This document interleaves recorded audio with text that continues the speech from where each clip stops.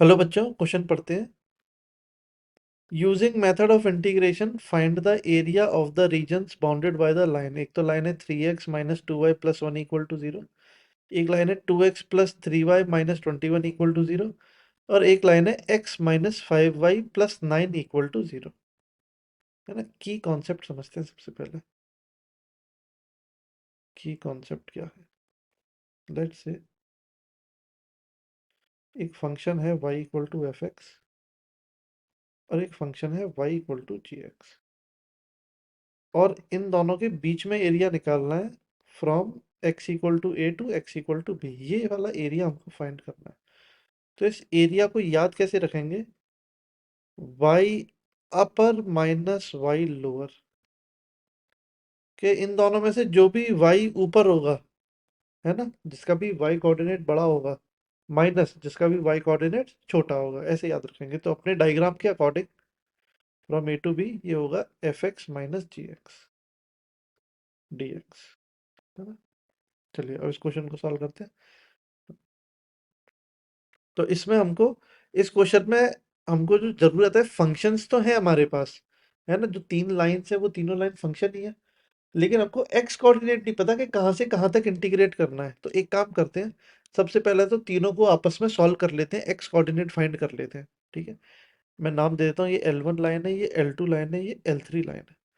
एक काम करते हैं, सबसे पहले L1 और L3 को सॉल्व कर लेते हैं। L3 से x आ रहा है 5y माइनस 9, उसको L1 में पुट कर देते हैं 3 टाइम्स।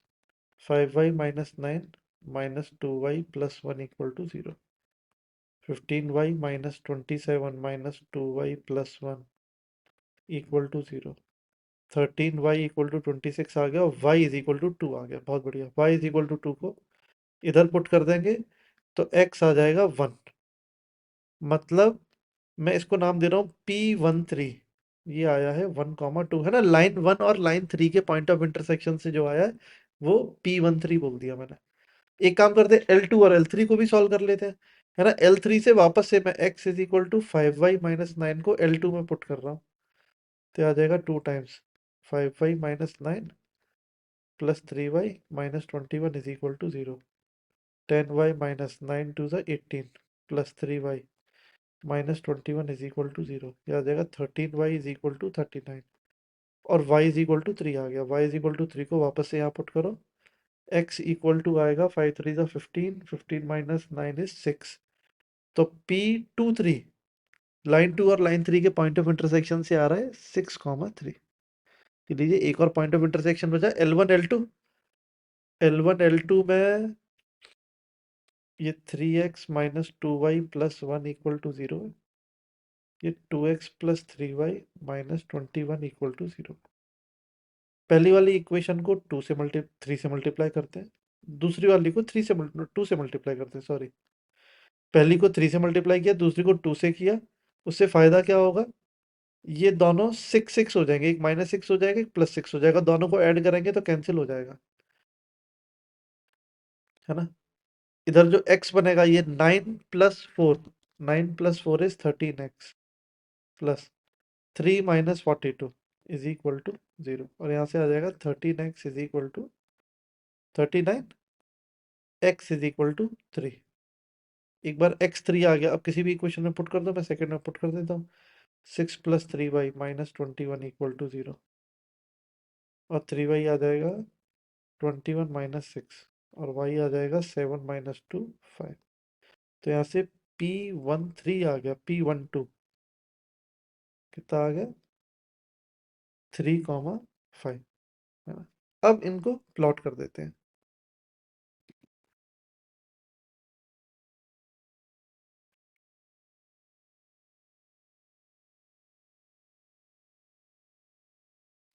सबसे पहले है 1, 2, 1, 2, राइट। इसका नाम है P13। फिर है P23 6, 3, 2, 3, 4, 5, 6, 2 और 3, 6, 3, P23। और लास्ट पॉइंट है 3, 5। 3, 5।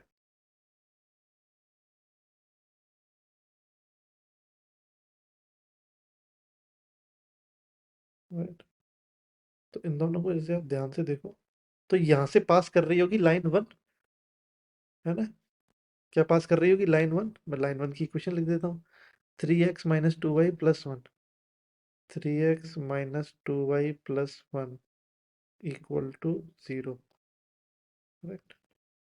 इन दोनों को ज्वाइन कर देंगे तो लाइन पास कर रही है 3।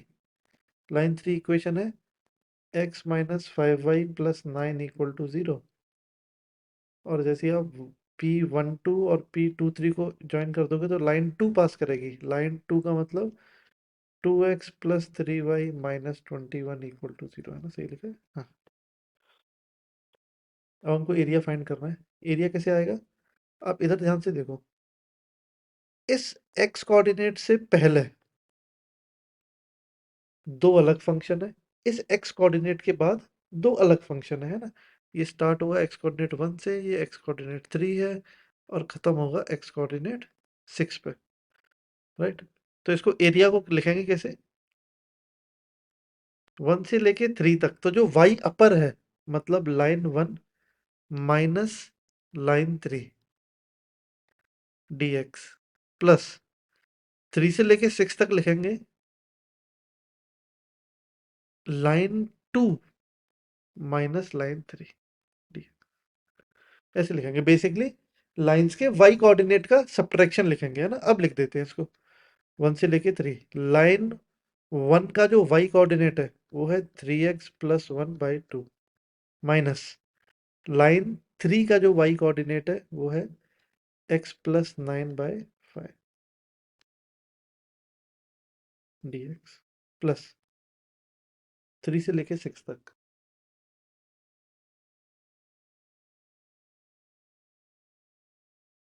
3 से लेके 6 तक L2 का जो y कोऑर्डिनेट है वो है 21 - 2x/3 माइनस, है ना? L3 है x + 9/5 dx। सही है? कैलकुलेशन कर ले। इधर एलसीएम 10 आएगा। 15x + 5 माइनस 2x - 18, 1 से लेके 3 तक, प्लस 3 से लेके 6 तक। LCM is 15। 105 - 10x - 3x - 27 dx।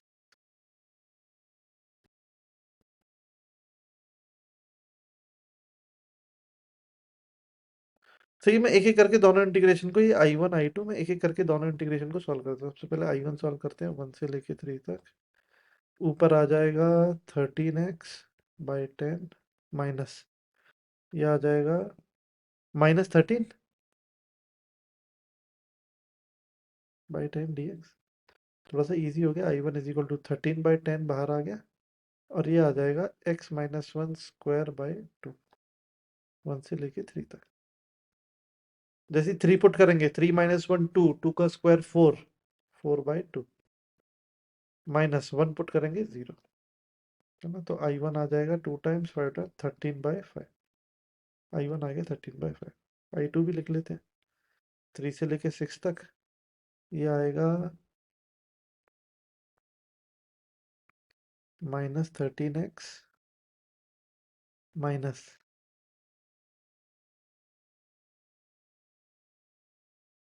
78/15।